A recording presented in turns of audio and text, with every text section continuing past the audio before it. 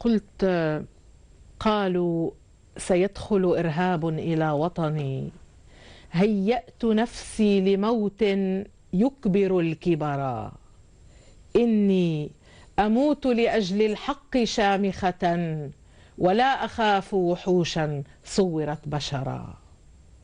قلبي من الحب مصنوع بلا زيف، والحب في الظلم يضحي قاسيا حجرا. ذي شمخة الأرز يا جهال تدحركم، ما قوتل الأرز إلا عاش وانتصرا. ما أعجز البطل عن إدراك ما وطني، فوق الروابي تراءى الوحي فانهمرا. وفي التلال عطور فكرها مدد عبر المدائن يروي الشعر والصورا.